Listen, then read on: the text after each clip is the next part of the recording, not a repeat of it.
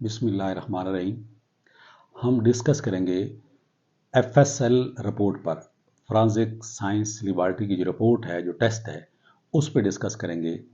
एक awareness session है कि अगर फ़र्ज़ कर लें एक ऑफेंस होता है और ऑफेंस होने के बाद वहाँ पे क्राइम एम्प्टी रिकवर होती है और क्राइम एम्प्टी रिकवर होने के बाद उसको FSL रिपोर्ट के लिए PFS से नहीं भिजवाया जाता और जब मुलजिम गिरफ्तार होता है तो उस वक्त उसका वेपन भी उससे बरामद होता है।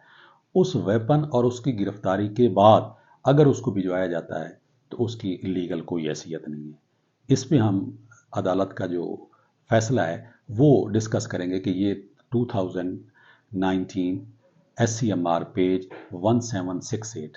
और इसी तरह ये है कि अगर फ़र्ज कर लें कोई बरामदगी हुई है, खोल बरामद हुआ है, खोल बरामद होने के बाद उसकी मैचिंग नहीं हुई, या खोल बरामद हो गया है और असला बरामदी के साथ उसको भेजा गया है, तो फिर भी उसकी कोई हैसियत नहीं होगी। इस पे भी 2016 SCMR पेज 1608 है। सेम इसी तरह है effect of non production of PFSL report, कि अगर कोर्ट में वो पेश नहीं की जाती तो उसका क्या होगा, कि अगर रिपोर्ट है या रिपोर्ट नेगेटिव आई है तो उसका क्या इफेक्ट होगा। इसका इफेक्ट भी होगा कि वो प्रोसिक्यूशन के केस को डैमेज करेगा। इसी तरह अगर सीमन है, अगर कोई जना के केसेस में सीमन रिकवर हुए हैं, सीमन उन्होंने प्रिजर्व किए हैं, प्रिजर्व करने के बाद उनकी ग्रुपिंग नहीं हुई, उनका DNA नहीं हो सका, ग्रुपिंग और DNA सारी चीज़ें एक दूसरे से मैच नहीं हुई, तो उसकी अब्सेंस की सूरत में भी केस की इक्विटल होगी।